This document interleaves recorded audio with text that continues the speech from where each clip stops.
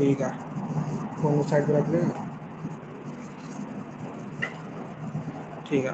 اعوذ باللہ من الشیطان الرجیم، بسم اللہ الرحمن الرحیم. ہم پڑھیں سورہ لقمان. بسم اللہ الرحمن الرحیم. ادھر ٹاپک لکھا ہے قرآن حکیم سے کن کو ہدایت ملتی ہے. بسم اللہ الرحمن الرحیم. شروع اللہ کے نام سے جو سب پر مہربان ہے، بہت مہربان. تعارف سورۃ لقمان. سورۃ لقمان جو ہے ہم نے پڑھی تھی، کوئی 8 9 کلاس میں پڑھی تھی. میٹرک والے بچوں نے، شاید مزمل نے بھی پڑھی ہو. نہیں تب بچوں کو پڑھا دیتے ہیں مجھے تو تب کیا فائدہ تب مطلب تب تو میں کہتا ہوں اندر پڑھنے نہیں پڑتا نہ 8ویں 9ویں ہے تب باتیں سمجھے سارے اوپر سے پڑھاتے جا بھی رہی ہیں بس رٹے کے لیے، پڑھاتے بھی رٹے کے لیے ہیں بس. تب پر رہتا ہے رٹے گا الٹا ایون میں اولا اچھا. میں پڑھتا تھا 11 بجے تک تب بھی مجھے کچھ سمجھ آئی تھی وہ تو مجھے اب جا کچھ خود دین سمجھ آیا نہ دین تو پہلے وہیں بورڈ سے آتی میں تھی.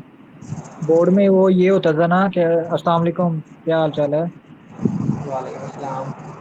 بورڈ میں یہ ہوتا تھا نا کہ وہ جو صورت جو سی تھی انفال تھی ایک، اور ایک یہ والی تھی. سورہ تو اس میں ذات، یہ سورہ انفال. صورت الزاب، ہاں انفال بھی تھی ایک نا.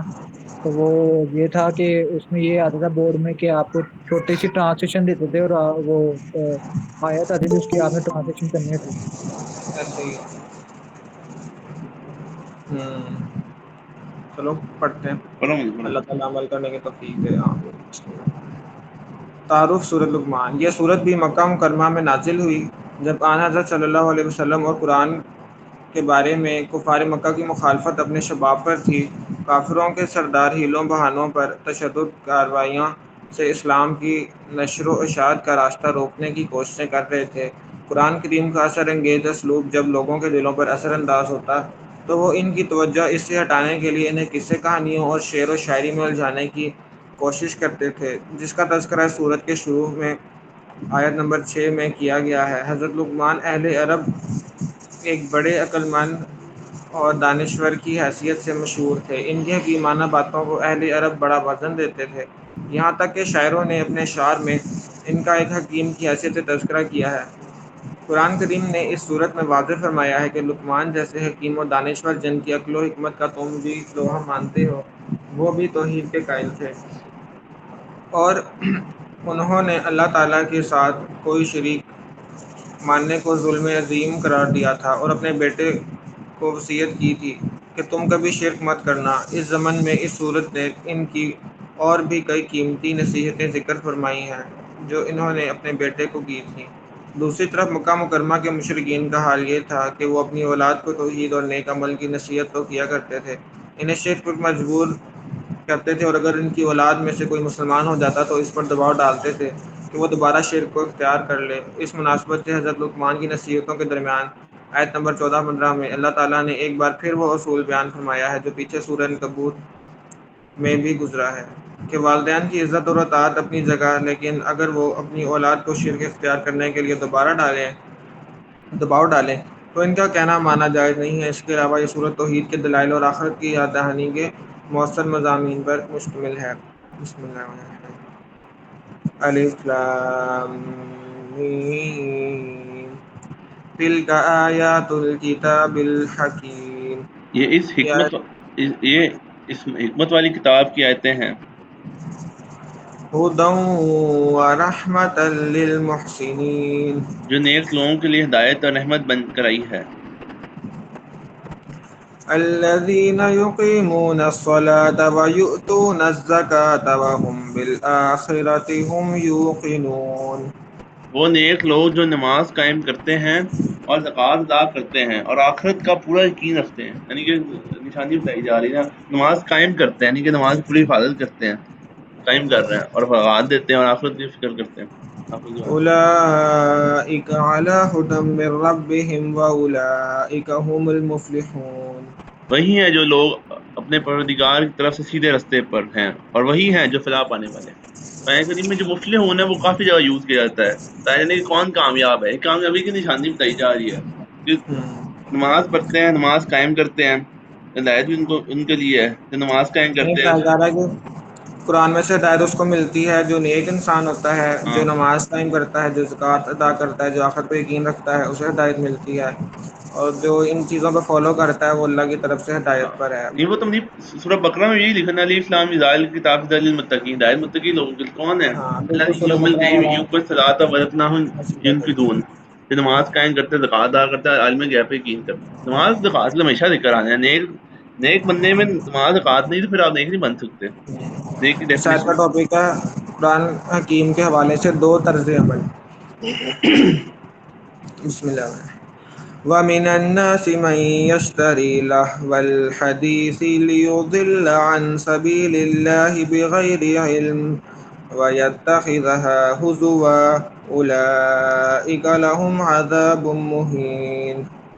اور کچھ لوگ وہ ہیں جو اللہ سے غافل کرنے والی باتوں کے خریدار بنتے ہیں تاکہ ان کے ذریعے لوگوں کو بے سمجھے بوجھے اللہ کے راستے سے بھٹکا جائے اور اس کا مذاق اڑائیں. ان لوگوں کو عذاب ہوگا جو ذلیل کر کے رکھ دے گا.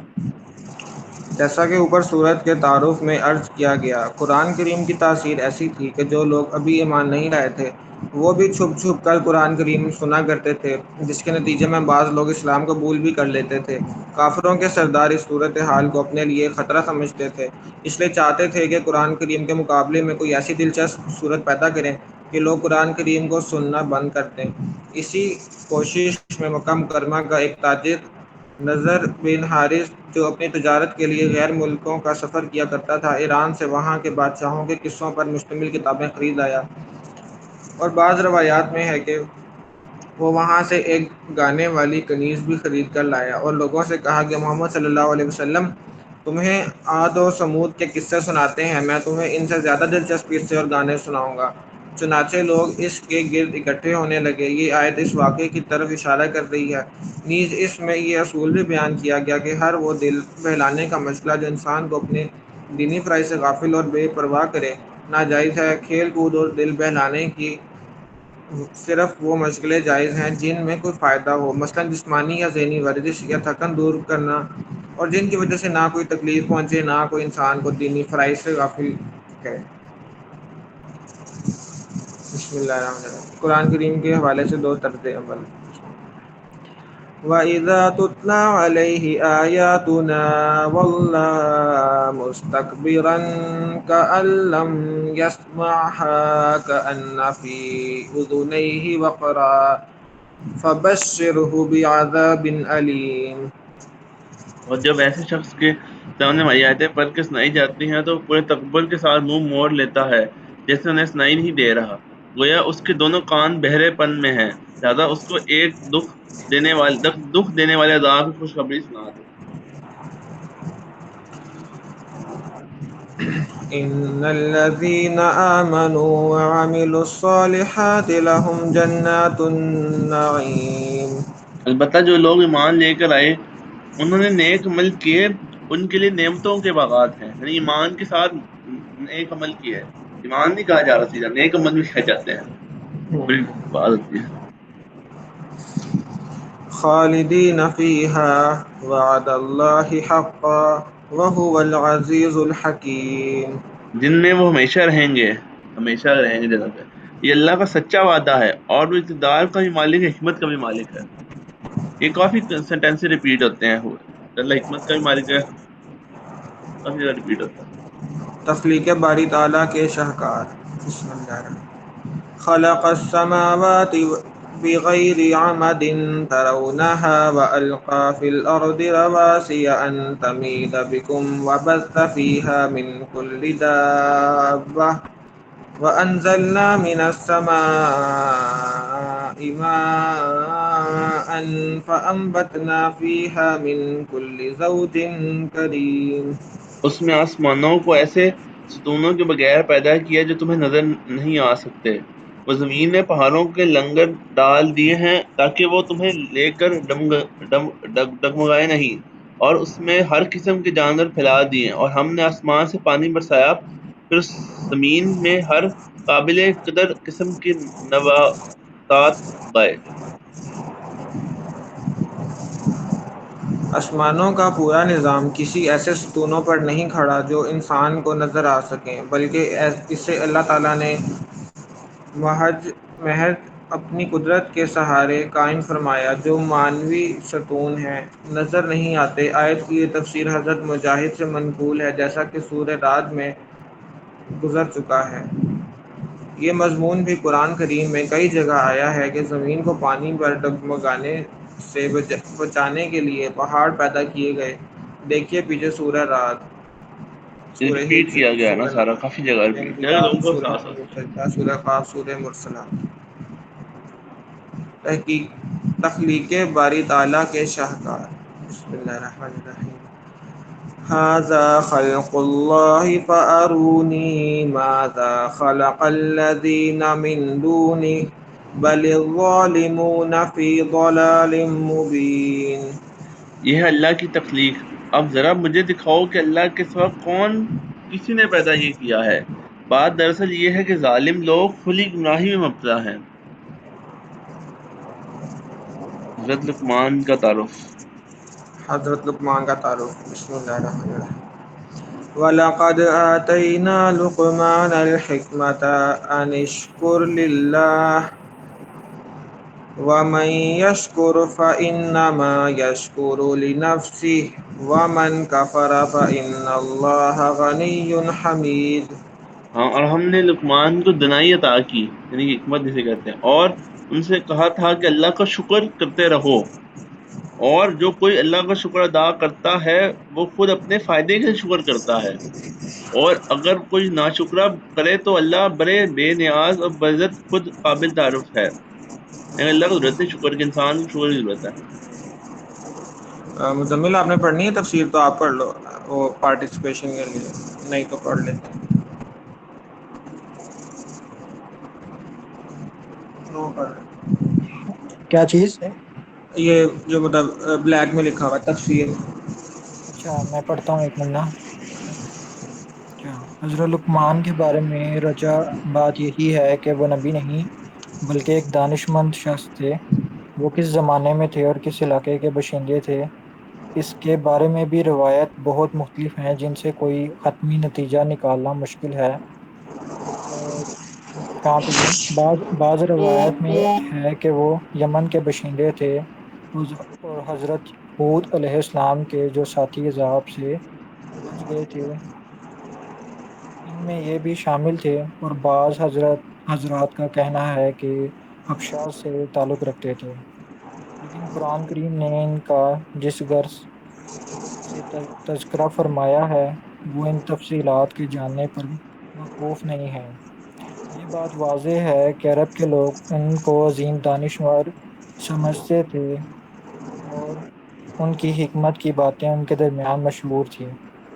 جاہلیت کے زمانے کے کئی شعراء نے ان کا تذکرہ کیا ہے، لہٰذا ان کی باتیں بجا طور پر ان اہل عرب کے سامنے حجت کے طور پر پیش کی جا سکتی تھیں۔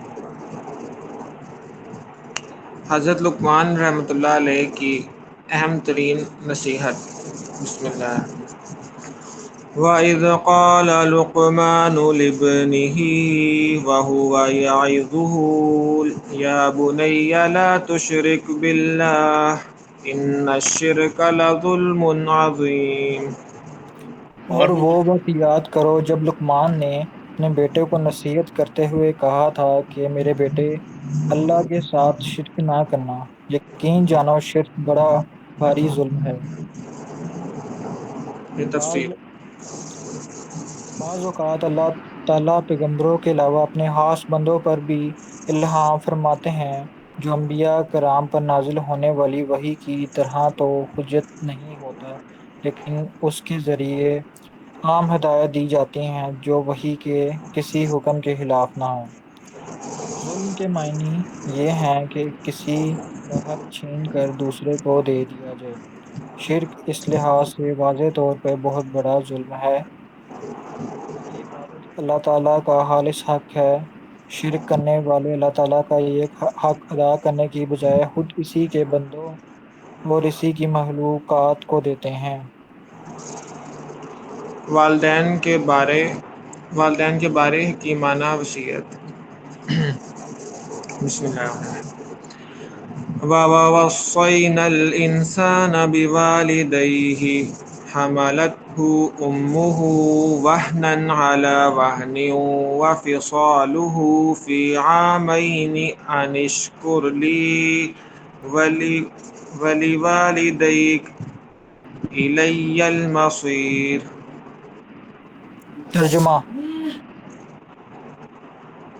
اور ہم نے انسان کو اپنے والدین کے بارے میں یہ تاکید کی ہے کیونکہ اس کی ماں نے اسے کمزوری پر کمزوری برداشت کر کے پیٹ میں رکھا، اور 2 سال میں اس کا دودھ چھوٹتا ہے کہ تم میرا شکر ادا کرو اور اپنے ماں باپ کا میرے پاس ہی تمہیں لوٹ کر آنا ہے۔ تفسیر: یہ حضرت لقمان کی نصیحتوں کے درمیان ایک جملہ مترجہ ہے جو اس مناسبت سے لایا گیا ہے کہ حضرت لقمان تو اپنے بیٹے کو شرک سے بچنے اور توحید کا عقیدہ رکھنے کی تاکید کر رہے تھے، دوسری طرف مکہ مکرمہ کے بعض مشرکین جو حضرت لقمان کو دانش مند شخص سمجھتے تھے، جب ان کی اولاد نے توحید کا عقیدہ اختیار کیا تو وہ انہیں دوبارہ شرک اختیار کرنے پر زور دے رہے تھے۔ وہ اولاد پریشان تھی کہ وہ ان ماں باپ کے ساتھ کیا سلوک کرے۔ اللہ تعالیٰ نے پہلے تو یہ بیان فرمایا کہ ہم نے ہی انسان کو یہ تاکید کی ہے کہ وہ اللہ تعالیٰ کے ساتھ اپنے والدین کا بھی شکر ادا کریں، کیونکہ اگرچہ اسے پیدا تو اللہ تعالیٰ نے کیا ہے لیکن ظاہری اسباب میں والدین ہی اس کا سبب بنے ہیں۔ پھر والدین میں سے بھی خاص طور پر ماں کی مشقتوں کا تذکرہ کیا گیا ہے کہ کتنی محنت سے اس نے اپنے بچے کو پیٹ میں اٹھائے رکھا اور 2 سال تک اسے دودھ پلایا۔ بچے کی پرورش میں دودھ پلانے کا زمانہ ماں کے لیے سب سے زیادہ محنت کا ہوتا ہے، اس لیے ماں بطور خاص اولاد کی طرف سے اچھے سلوک کی مستحق ہے۔ لیکن اس اچھے سلوک کا یہ مطلب نہیں کہ انسان اپنے دین اور عقیدے کے معاملے میں اللہ تعالیٰ کا حکم ماننے کی بجائے ماں باپ کا حکم ماننا شروع کر دے۔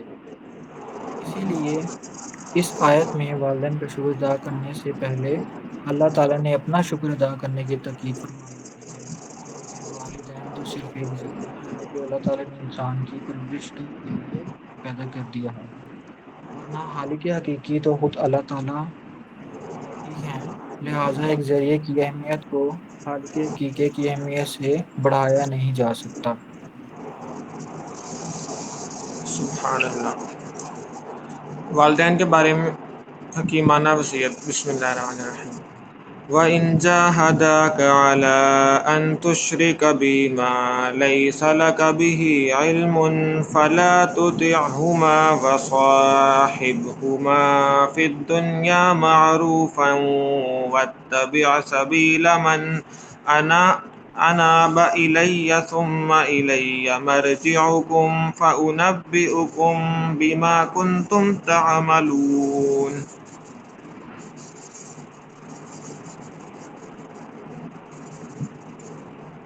ترجمہ: اور اگر وہ تم پر یہ زور ڈالیں کہ تم میرے ساتھ کسی کو خدائی میں شریک قرار دو جس کی تمہارے پاس کوئی دلیل نہیں، تو ان کی بات مت مانو اور دنیا میں ان کے ساتھ بھلائی سے رہو، اور ایسے شخص کا راستہ ہو جس نے مجھ سے منہ لگا رکھی ہو۔ پھر تم سب کو میرے پاس لوٹ کر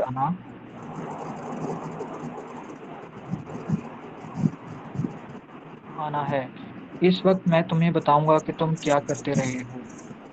تفسیر: یعنی دین کے معاملے میں اگر والدین کوئی غلط بات کہیں تو ان کی بات ماننا تو جائز نہیں، لیکن ان کی بات رد کرنے کے لیے کوئی ایسا طریقہ اختیار نہیں کرنا چاہیے جو ان کے لیے تکلیف دہ ہو یا جس سے وہ اپنی توہین محسوس کریں، بلکہ نرم الفاظ میں ان کو بتا دینا چاہیے کہ میں آپ کی بات ماننے سے معذور ہوں۔ کہاں پہ گیا تھا؟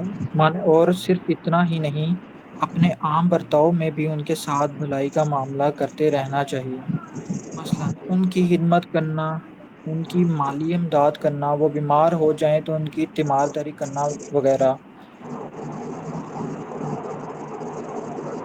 کیونکہ والدین غلط راستے پر ہیں، اس لیے ان کا غلط راستہ اپنا ناجائز نہیں، بلکہ راستہ انہی کا اپنانا چاہیے جنہوں نے اللہ تعالیٰ سے مضبوط تعلق قائم کیا ہو، یعنی وہ اسی کی عبادت اور اطاعت کرتے ہوں۔ اس میں اس بات بات کی طرف بھی اشارہ ہے کہ دین پر عمل بھی صرف اپنی سمجھ اور رائے سے نہیں کرنا چاہیے، بلکہ یہ دیکھنا چاہیے کہ جن لوگوں کے بارے میں یہ بات واضح طور پر معلوم ہے کہ انہوں نے اللہ تعالیٰ سے لو لگائی ہوئی ہے، ان کو دیکھنا چاہیے کہ انہوں نے دین پر کسی طرح عمل کیا اور پھر انہی کا راستہ اختیار کرنا چاہیے۔ اس لیے کہا جاتا ہے اور بجا طور پر کہا جاتا ہے کہ قرآن و حدیث کے صرف ذاتی مطالعے پر کوئی ایسا نتیجہ نہیں نکالنا چاہیے جو امت کے علماء اور بزرگوں کی تشریح کے خلاف ہو۔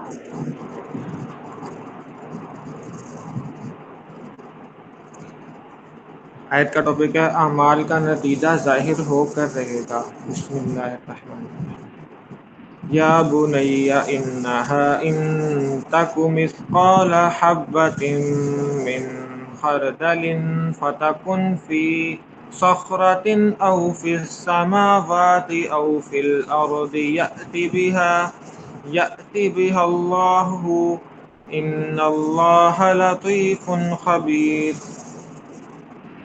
ترجمہ: لقمان نے یہ بھی کہا، بیٹا اگر کوئی چیز رائے کے دانے کے برابر بھی ہو اور وہ کسی چٹان میں ہو یا آسمانوں میں یا زمین میں، تب بھی اللہ اسے حاضر کر دے گا۔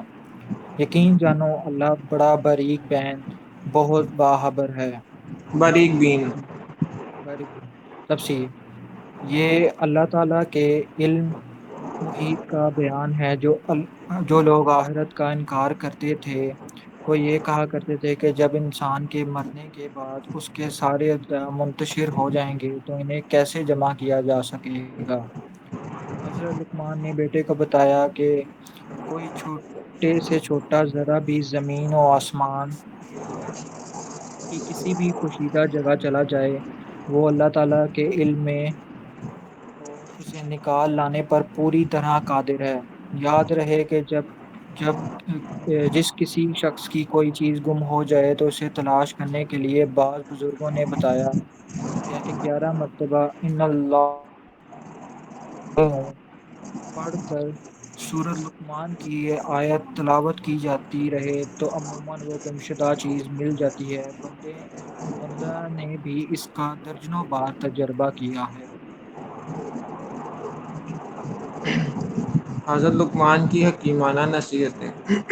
بسم اللہ الرحمن یا بنی اقم الصلاة وأمر بالمعروف وانہ عن المنکر واصبر علی ما اصابک ان ذلک من عزم الامور۔ ترجمہ: بیٹا نماز قائم کرو اور لوگوں کو نیکی کی تلقین کرو اور برائی سے روکو، اور تمہیں جو تکلیف پیش آئے اس پر صبر کرو، بے شک یہ بڑی ہمت کا کام ہے۔ مینلی بھی بات کی جائے نماز قائم کرو، نماز پہ ذکر قائم ہے، کسی چیز پہ ذکر نہیں، نماز پہ ذکر آ رہا ہے، یہ ایک دیکھنا سوچنے کی بات ہے، بڑا کتنا زیادہ امپورٹنس ہے نماز کی۔ اور دوسرے نماز کو پڑھنا، نماز قائم کرنا، اب ریگولر پڑھنا پڑھنا۔ پڑھنا اور چیز ہے، قائم کرنا اور چیز ہوتی ہے، دونوں میں فرق ہے نا۔ پڑھنا تو مطلب پڑھنا جس طرح قائم کرنا مطلب صحیح وقت میں پڑھنا، صحیح طریقے سے پڑھنا، قائم تمہیں کام قائم کرتے ہوئے کام کرتے ہو، کرتے ہو ایسے ہی ہو جاتا ہے، قائم مطلب صحیح پراپر طریقے سے کرنا۔ اور صبر کرو، صبر کی بڑی امپورٹنس بتائی جا رہی ہے، اور دوسروں کو نیکی کی تلقین کرو، انہیں برائی سے روکو، امر بالمعروف نہی عن المنکر کی بات کی جا رہی ہے، مطلب نصیحتیں ہیں۔ ابھی حکمت والی اگر وہاں حکمت تھی تو حکمت والی باتیں، جو ایک بندے حکمت ہو وہ باتیں بتا رہا ہے تو لوگوں کو اس سے سیکھنا چاہیے کہ کون سی باتیں اگر ایک بندے میں دانش اور بندے بتائی جا رہا ہے، پیشنس کرو۔ حضرت لقمان کی حکیمانہ نصیحتیں۔ بسم اللہ الرحمن وَلَا تُسَعِّرْ خَدَّكَ لِلنَّاسِ وَلَا تَمْشِ فِي الْأَرْضِ مَرَحًا إِنَّ اللَّهَ لَا يُحِبُّ كُلَّ مُخْتَالٍ فَخُورٍ۔ ترجمہ: اور لوگوں کے سامنے غرور سے اپنے گال مت پھیلاؤ اور زمین پر اتراتے ہوئے مت چلو، یقین جانو اللہ کسی اترانے والے شہی باز کو پسند نہیں کرتا۔ یعنی شو آف۔ شو آف کی بات کی جا رہی ہے۔ بسم اللہ الرحمن الرحیم۔ حضرت لقمان کی اعلیٰ نصیحت ہے، وَقْصِدْ فِي مَشْيِكَ وَاغْضُضْ مِنْ صَوْتِكَ إِنَّ أَنْكَرَ الْأَصْوَاتِ لَصَوْتُ الْحَمِيرِ۔ ترجمہ: اور اپنی چال میں عدل اختیار کرو اور اپنی آواز آہستہ رکھو، بے شک سب سے بری آواز گدھوں کی آواز ہے۔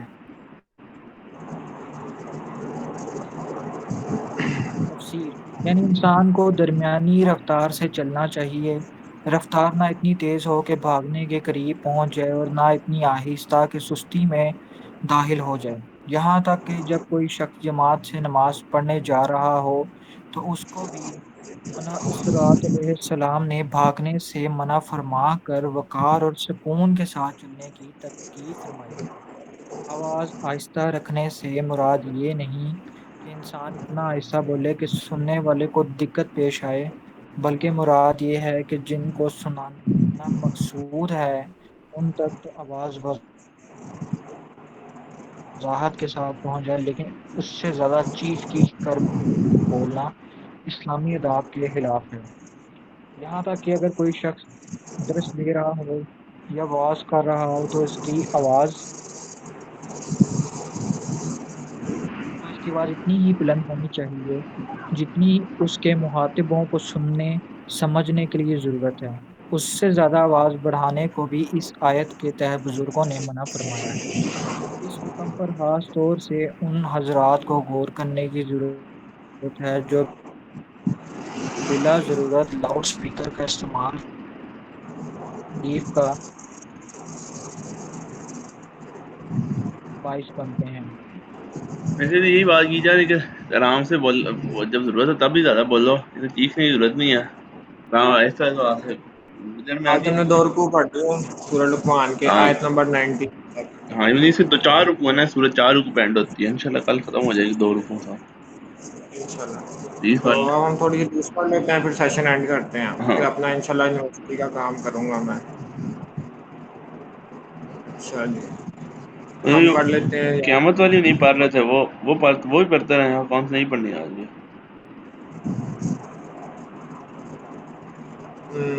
جہاد کا بیان کر لیتے ہیں تھوڑا سا۔ حضرت ابو ہریرہ رضی اللہ عنہ بیان کرتے ہیں، رسول اللہ صلی اللہ علیہ وسلم نے فرمایا، اللہ کی راہ میں جہاد کرنے والے کی مثال اس شخص کی سی ہے جو روزے دار ہے، قیام کرتا ہے، قرآن حکیم کی تلاوت کرتا ہے، روزے اور نمازوں میں کوتاہی نہیں کرتا، حتیٰ کہ اللہ کی راہ میں جہاد کرنے والا واپس آ جائے۔ یعنی جہاد کا اتنا اجر ہے کہ جتنی ساری باتیں ہم مکس کر لیں اس سے زیادہ اجر ہاں جہاد کا ہے، یعنی یاد اپنی سے جان اللہ کی راہ میں پیش کرنا۔ ایسی ہے، نہیں صحیح والا جہاد بھی صحیح تھا آج کل۔ حضرت ابو ہریرہ رضی اللہ عنہ بیان کرتے ہیں، رسول اللہ صلی اللہ علیہ وسلم نے فرمایا، کافر اور اس کا قاتل مجاہد جہنم کی آگ میں کبھی اکٹھے نہیں ہوں گے۔ ہاں مطلب ایک جنت میں جائے گا، جنت میں جائے گا، کنفرم ہے، تو یہ بات کی جائے۔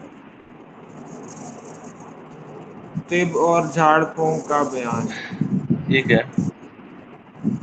پڑھتے ہیں۔ حضرت ابن عباس رضی اللہ عنہ بیان کرتے ہیں، رسول اللہ صلی اللہ علیہ وسلم نے فرمایا، شفا 3 چیزوں میں ہے، پچھنے لگوانے میں یا شہد پینے میں یا آگ سے داغنے میں، اور میں اپنی امت کو داغنے سے منع کرتا ہوں۔ یعنی رسول اللہ نے فرمایا کہ 3 چیزوں میں شفا ہے، پچھنے لگوانے میں، اس کو حجامہ لگوانا بھی کہتے ہیں، ہاں اور شہد پینے میں، ہاں اور آگ سے داغنے میں۔ آگ سے داغنا کوئی لوہے کا جلتا ہوا کوئی ہوتا ہے پیس، اس کو ٹچ کرتے ہیں جسم کے ساتھ، تو اس سے بھی کچھ لوگ علاج کرتے ہیں، اور اس نے کہا کہ میں منع کرتا ہوں امت کو کہ داغے نہ، باقی شہد پیے اور پچھنے لگوائے، یعنی جمع کروائے اگر بیماری سے بچنے کے لیے۔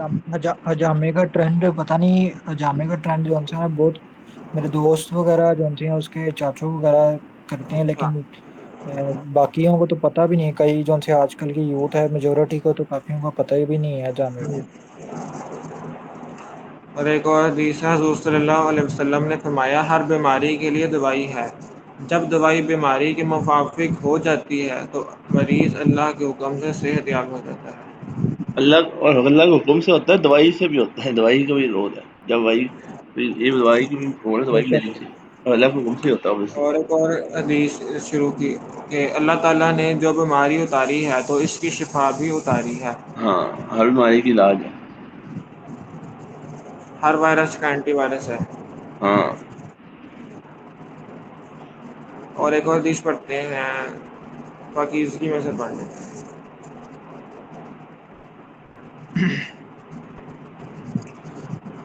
رسول اللہ صلی اللہ علیہ وسلم نے فرمایا مومن کا زیور وہاں تک ہوگا جہاں تک اس کے وضو کا پانی پہنچتا ہے۔ ہاں، رسول نے فرمایا مومن کا زیور وہاں تک ہوگا جہاں اس کے وضو کا پانی پہنچتا اب ہے۔ اس حدیث کا مطلب ایک طرح یہ ہے کہ مومن جو زیور ہے نا، زیور مطلب جو ایک دم قیامت کے دن زیور بنے گا، وہ لوگ زیور جو بنتے ہیں اس کا جہاں وضو تک پہنچتا ہے۔ جیسے ایک حدیث ہے، حضرت عمر ہے نا، اپنے جو پاؤں سے نا، ہاتھ جو تھے، جو ہوتے تھے، بازو پورے کافی زیادہ ہوتے تھے نا، اوپر تک ہوتے تھے تاکہ نبی کریم صلی اللہ علیہ وسلم کو پہچان سکیں۔ یہ بات ہے، یہ زیور سے پہچانا جائے گا قیامت کے دن مومنوں کو۔ یہ وضو کی نشانی ہے۔ اب یہ نماز کے لیے ایک اور بھی بڑی امپورٹنٹ بات ہے، ہر جگہ سے نماز کا ذکر آتا ہے قرآن مجید میں، نماز نماز اور یہ وضو کی اہمیت نماز کی اہمیت۔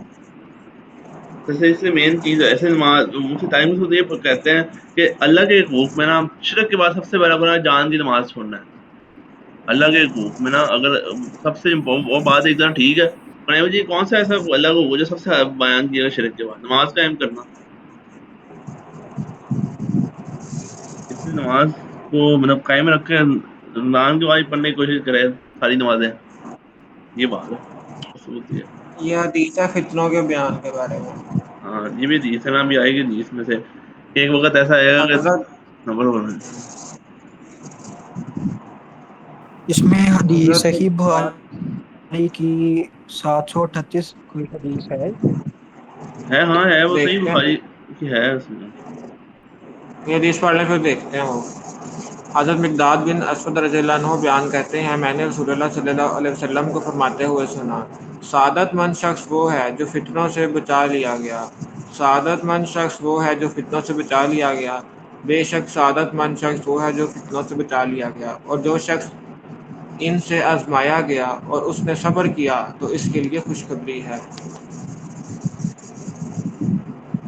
اللہ تعالیٰ ہمیں فتنوں سے بچا کے رکھے، اگر فتنے آ جائیں تو ہم اس میں ثابت قدم رہیں اللہ کے۔ ہاں صبر، اور یہ بات ہے حدیث ہے کہ اگر بندے کو مشکل آ جاتی ہے نا، اللہ کے قریب ہو جائے تو فائدہ مند بات ہے، یہ دور پڑ جائے تو اس کا تو مشکل ہے۔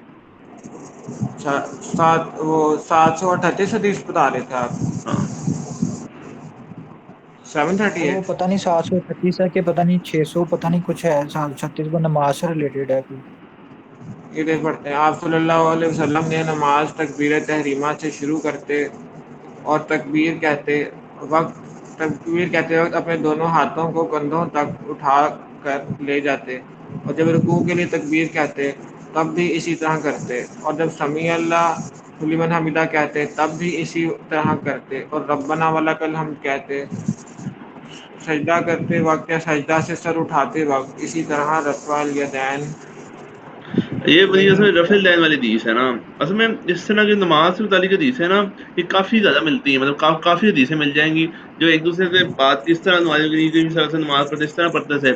یہ obviously ہر بندے نے جو تھوڑا ڈیوائڈ ہے کہ انہوں نے اپنی حدیث سے نیا ہوا کہ ہمارے حساب سے یہ بہتر طریقہ ہے صحابہ سے، اب جو باقی تبع تابعین کے طریقے سے، پھر حدیث کا باقی کو مرضی جیسے مرضی رفع الدین کرے نہ کرے، نماز تو دونوں طریقے سے ہو جاتی ہے، بس ایک طریقہ جس پہ لوگ کرتے ہیں، مطلب ایک طریقہ جیسے حدیث تو آپ کو کئی حدیث میں ہے نا، ہر طرح کی حدیث دونوں طرف کی حدیثیں ہیں، تو ان کے ساتھ جو بنایا ہوا ہے فقوں میں تھوڑا اپنے جو باقی سرچ ساری کر کے نا کہ حدیث یہ کون سی زیادہ فالو کی جاتی ہے، اس کا مطلب کیا، وہ پورا ایک بنایا گیا، یہ بات ہے۔ نہ کرے نہ کرے دونوں ٹھیک ہے، مرضی ہے آپ کو جو لگتا ہے۔